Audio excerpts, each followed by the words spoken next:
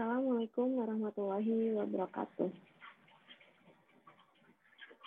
Oke, kali ini kita akan belajar bersama ya mengenai konsep manusia, keragaman, dan kesederajatan. Oke, saya slide terlebih dahulu. Manusia itu adalah makhluk sosial ya yang membutuhkan orang lain dalam melangsungkan hidupnya sehari-hari. Nah, dengan begitu banyak sekali manusia yang ada di dunia ini ya, sehingga pasti terdapat banyak sekali keberagaman antara makhluk hidup antara makhluk yang satu dengan makhluk yang lainnya, antara manusia yang satu dengan manusia lainnya. Apa itu makna dari keberagaman itu sendiri? Nah, keragaman itu berasal dari kata ragam, yang artinya adalah tingkah, laku, ulah, macam, atau jenis. Jadi, keragaman itu adalah suatu kondisi dalam masyarakat di mana terdapat perbedaan dalam berbagai bidang, terutama suku bangsa, ras, agama, ideologi, budaya, masyarakat yang majemuk. Selain itu juga dalam bidang politik, adat, sosial ekonomi, dan juga kesopanan pun juga terdapat keragaman ya. Namun, walaupun beraneka ragam suku bangsa, ras, agama, dan lain sebagainya, tetapi semua manusia itu mempunyai derajat yang sama ya, yaitu derajatnya sebagai manusia yang diciptakan oleh Tuhan yang Maha Esa. Nah, kesederajatan itu sendiri itu berasal dari kata derajat, yaitu adalah tingkatan, martabat, pangkat, ya. Kemudian dirangkai menjadi sederajat, yang artinya sama tingkatannya ya, artinya itu.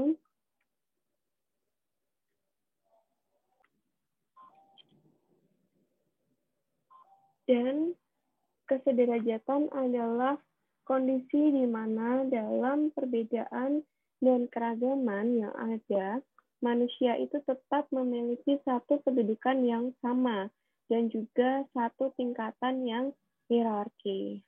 Jadi tidak ada bedanya tidak ada tingkatannya antara manusia satu dengan manusia lainnya. Entah itu yang mempunyai agama Islam, Hindu, Buddha, Katolik, Kristen, Protestan, dan lain sebagainya, itu kedudukannya adalah sama, yaitu sebagai manusia. Nah, entah itu yang mempunyai kekayaan yang melimpah ruah, hingga yang tidak mempunyai harta benda pun ya sama kedudukannya, yaitu sebagai manusia. Nah, timbulnya keberagaman itu sendiri itu disebabkan karena adanya letak strategis wilayah Indonesia. Nah, Indonesia itu terletak di antara Samudra Hindia dan Samudra Pasifik ya, dan juga antara benua Asia dan juga benua Australia.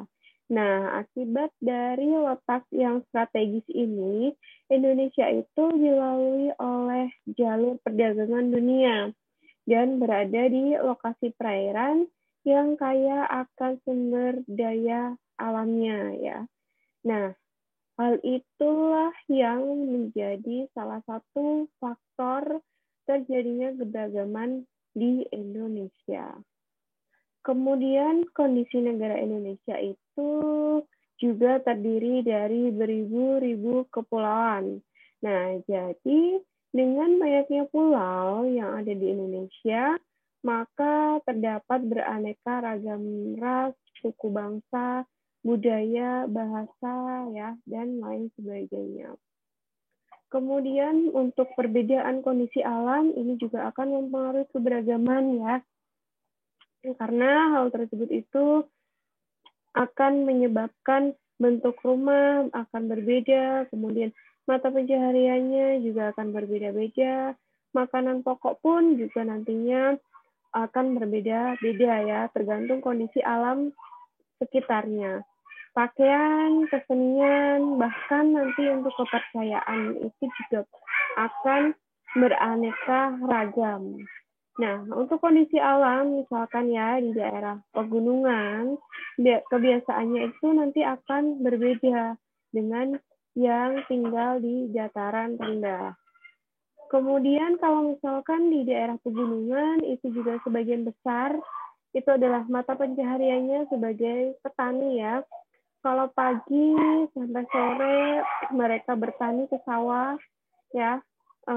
Kalau sudah menjelang maghrib mereka pulang atau biasanya siang habis zuhur, siang zuhur itu pulang ya. Kemudian nanti sekitar jam 2 mereka akan berangkat lagi ke sawah. Kemudian untuk keadaan transportasi dan komunikasi juga akan beraneka ragam. Mungkin kalau untuk transportasi ya dan komunikasi di kota-kota besar itu tidak ada kendala. Namun untuk daerah Jawa, Bali yang letaknya itu di pelosok ya, karena Jawa, di daerah Jawa maupun di Bali itu juga masih ada ya yang letaknya itu di pelosok. Mungkin mereka akan nantinya akan sedikit kesulitan untuk alat komunikasi dan juga transportasi. Misalkan untuk alat transportasi ya, kalau untuk yang di pelosok, alat transportasi ke desa sebelah pun ada yang masih harus menggunakan perahu kecil selama berjam-jam ya. Harus menempuh perjalanan selama berjam-jam menggunakan perahu kecil. Kemudian untuk misalkan menjangkau layanan kesehatan pun juga harus menyeberangi sungai ya dengan menggunakan perahu kecil sehingga mereka itu kesulitan dalam menjangkau pelayanan kesehatan.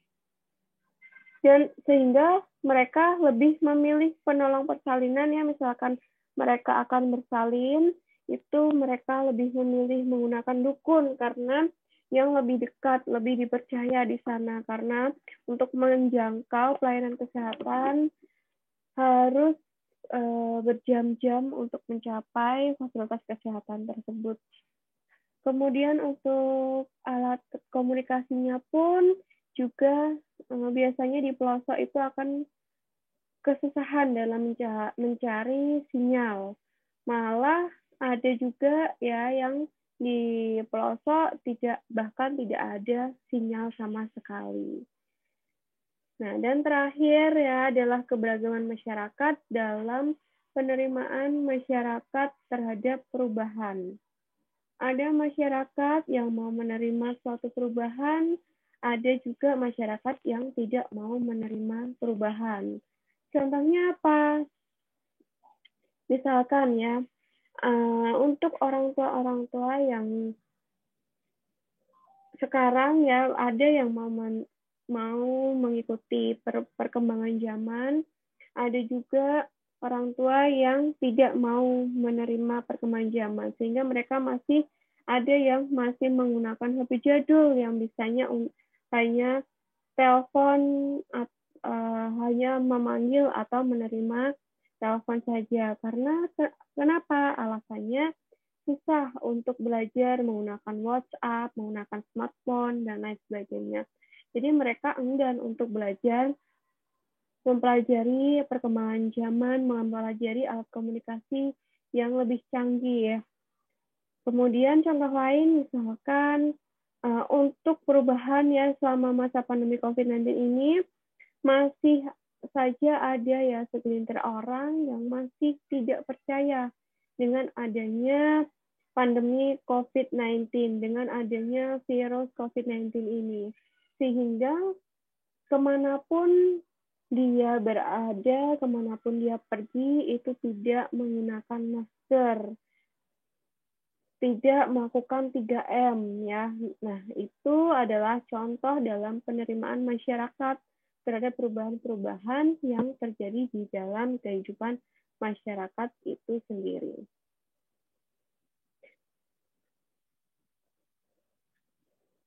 Unsur-unsurnya dari keberagaman dalam masyarakat di Indonesia ada 6 ya. Yang pertama, suku bangsa dan ras suku bangsa dari Sabang sampai Merauke itu sangatlah beragam. Yang muncul keberagaman ini muncul karena adanya ciri-ciri biologis ya. Biologis itu seperti rambut, perbedaan rambut, warna kulit, ukuran tubuh, kemudian perbedaan warna mata dan lain sebagainya. Nah, itu jadi untuk suku bangsa yang ada di Indonesia, dari Sabang sampai Merauke itu sangatlah beragam ya. Sedangkan untuk perbedaan ras itu muncul karena adanya pengelompokan manusia yang memiliki ciri-ciri lahiriah yang sama, ciri-ciri fisik yang sama. Misalkan tadi dari warna rambutnya, warna kulitnya, ukuran tubuh, warna mata, dan lain sebagainya. Namun, walaupun suku bangsa, ras itu berbeda-beda, namun tetaplah mereka itu disebut sebagai manusia yang memiliki derajat yang sama. Jadi kita sebagai manusia dilahirkan di dunia ini tidak memilih ya untuk dilahirkan di suku apa, di bangsa apa, tetapi secara otomatis kita lahir di dunia ini ditiupkan roh kita ke dalam rahim ibu kita sehingga kita bisa lahir di dunia ini. Jadi semua manusia itu akan melewati alam roh, alam kandungan, alam dunia, alam baka, dan yang terakhir nanti kita akan melewati alam akhirat. Jadi kita sebagai manusia itu tidak boleh untuk membanggakan diri kita sendiri dan melecehkan suku atau bangsa lainnya, karena semuanya itu sama derajatnya di mata Tuhan Yang Maha Esa, derajat semua manusia itu sama. Kemudian yang kedua, agama dan keyakinan yang harus dipegang dan dipatuhi oleh manusia. Dia agama dan keyakinan yang harus dipegang dan dipatuhi oleh manusia, itu setiap manusia itu berbeda-beda ya.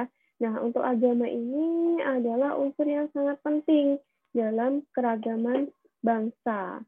Karena agama itu merupakan ikatan dari kekuatan yang lebih tinggi dari manusia sebagai kekuatan gaib ya, yang tidak dapat ditangkap dengan panca indera.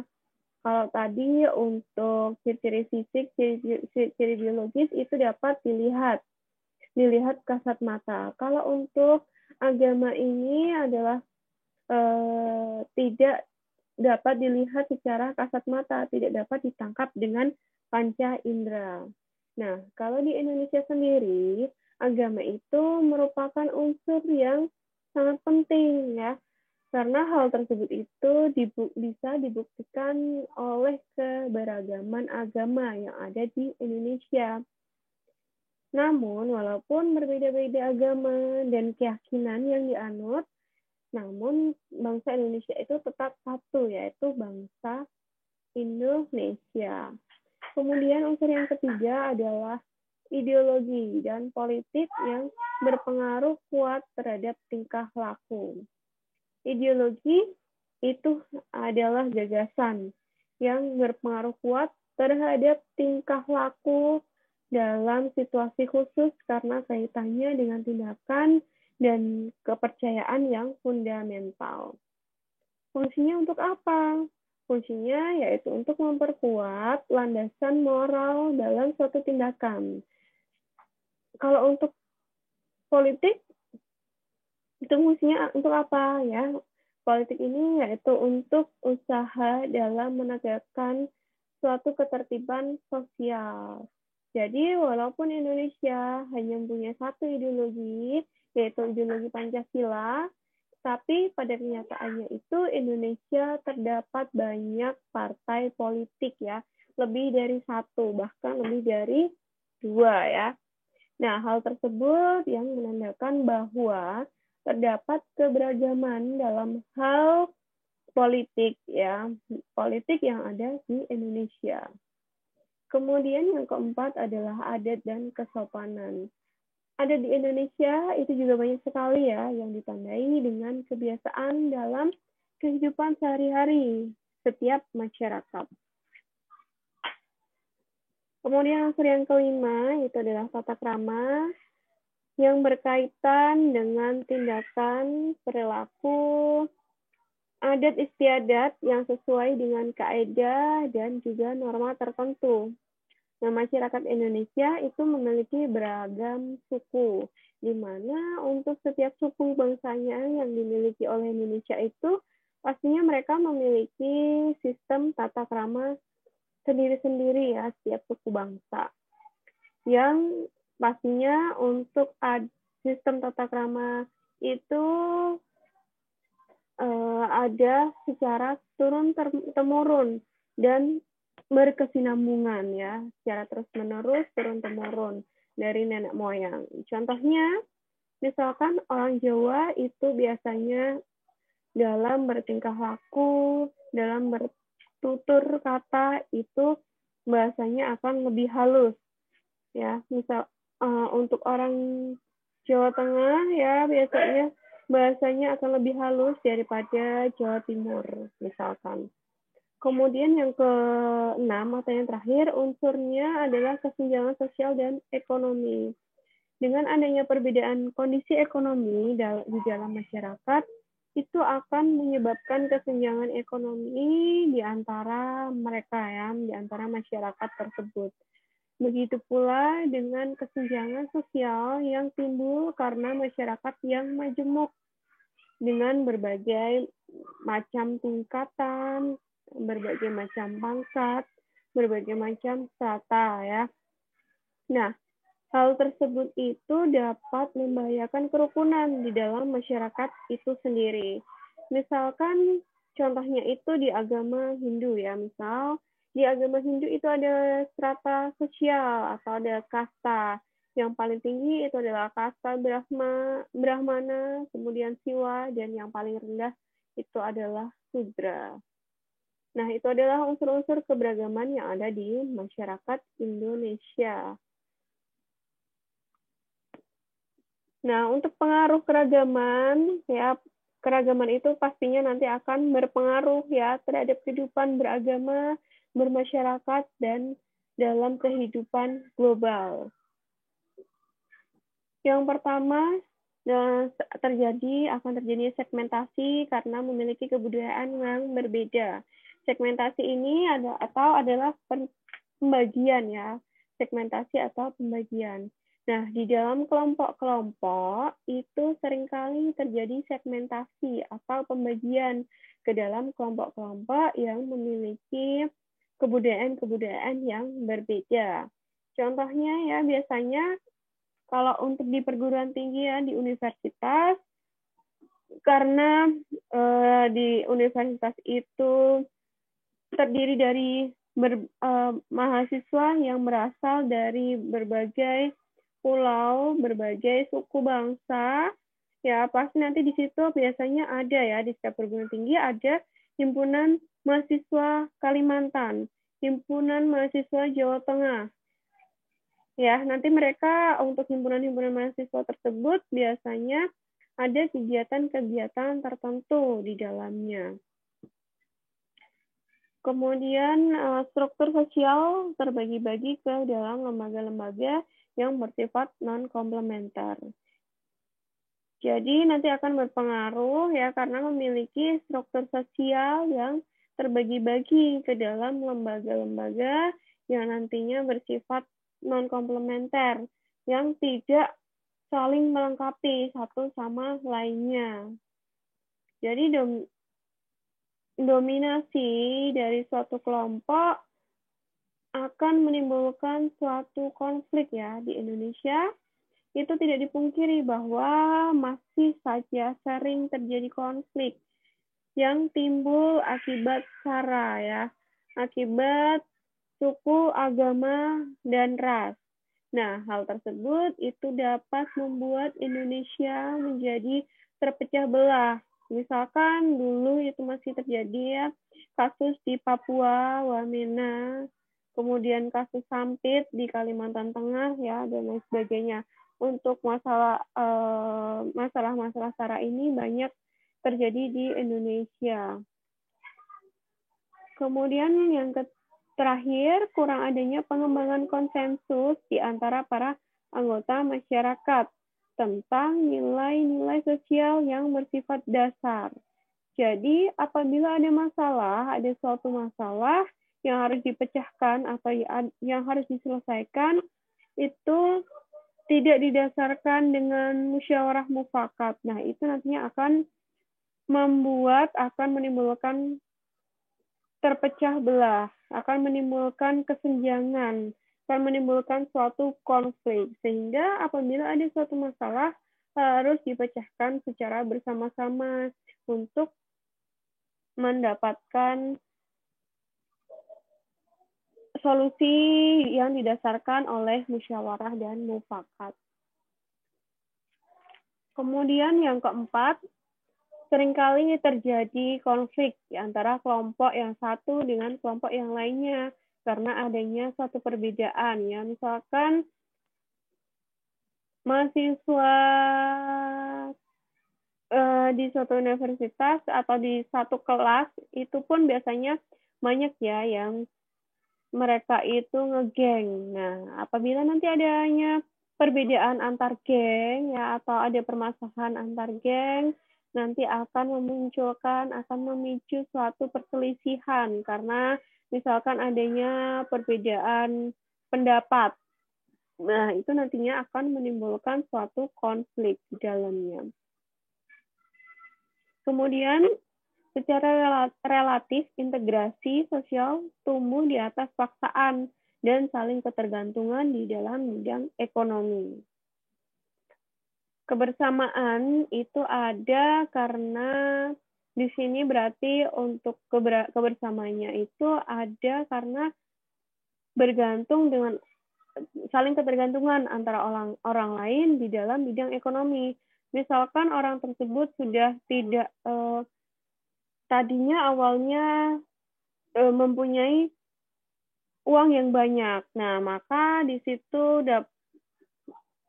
dapat saling ketergantungan satu sama lain antara satu orang dengan yang lainnya karena mempunyai tingkatan ekonomi yang tinggi misalkan. Namun nanti apabila orang tersebut sudah bangkrut misalkan atau berada di tingkatan ekonomi yang rendah, nanti akan timbulnya konflik atau tidak lagi akan saling ketergantungan, akan menjauhi satu dengan yang lainnya, misalkan seperti itu.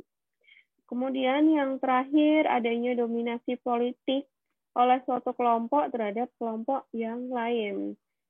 Misalkan di suatu daerah, ya, misalkan di daerah tersebut itu lebih dominan untuk partai politik PDI daripada partai politik lainnya.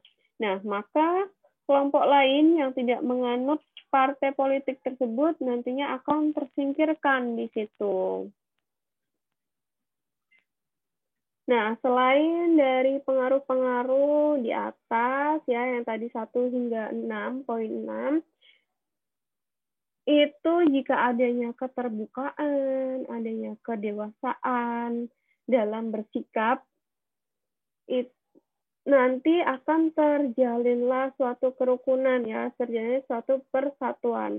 Apabila hal tersebut ya, jika tidak adanya keterbukaan, tidak ada kedewasaan, maka akan besar kemungkinan nantinya akan menimbulkan suatu permasalahan-permasalahan yang pastinya nanti akan menggoyahkan persatuan dan kesatuan bangsa. Sehingga beberapa hal tersebut ya, beberapa keragaman tersebut itu nanti kita bisa untuk mengatasinya, untuk memperkecil masalah-masalah tersebut yang akan menimbulkan pengaruh-pengaruh negatif dari keberagaman. Kita dapat memupuk ya, dapat meningkatkan semangat religius. Jadi di situ untuk yang pertama, semangat religius itu tidak membedakan antara agama yang satu dengan agama yang lainnya. Jadi kita walaupun berbeda agama harus tetap satu, tidak membeda-bedakan. Kemudian harus mempunyai semangat nasionalisme. Ya, sebagai sesama bangsa Indonesia itu harus saling tolong-menolong, saling melindungi satu sama lain. Karena kita sama-sama sebagai bangsa Indonesia. Kemudian yang ketiga, semangat pluralisme. Jadi untuk pluralisme ini harus adanya toleransi. Kita harus menoleransi antar agama, antar umat beragama, antar suku bangsa, dan lain sebagainya.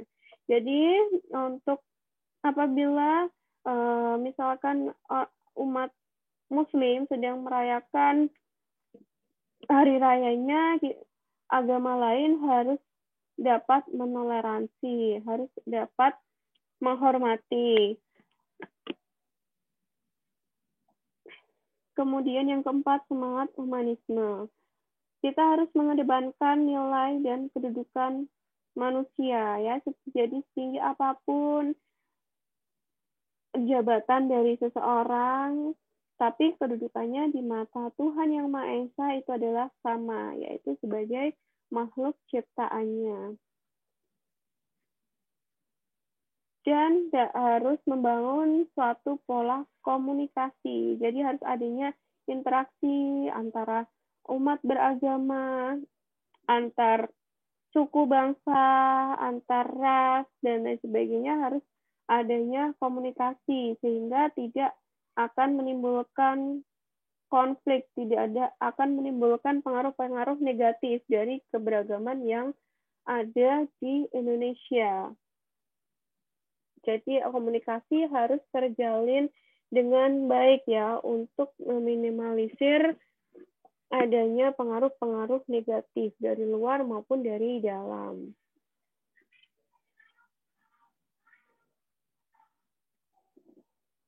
Nah, untuk problematika diskriminasi dalam masyarakat yang beragam itu pasti ada ya.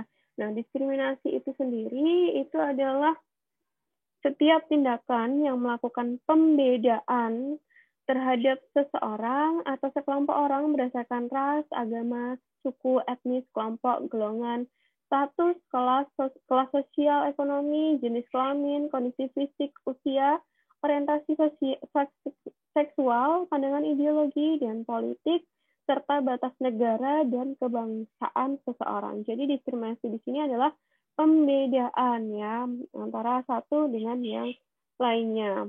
Nah, hal tersebut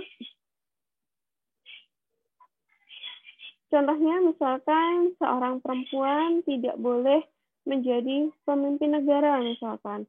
Seseorang yang pintar namun karena orang tuanya mempunyai tingkat ekonomi menengah ke bawah itu misalkan tidak boleh sekolah di sekolah elit padahal dia berprestasi.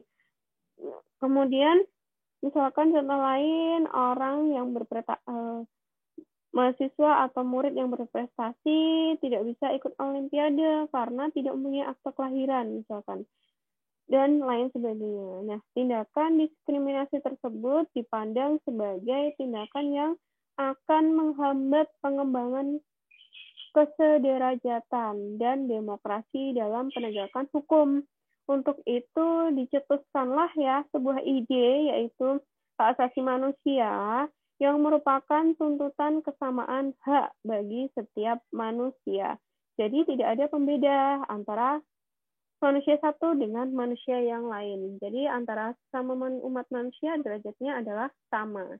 Nah, hal tersebut itu tertuang dalam pasal 28 ayat 2 Undang-Undang Dasar NKRI 1945 yang isinya bahwa setiap orang berhak bebas dari perlakuan yang bersifat diskriminatif itu.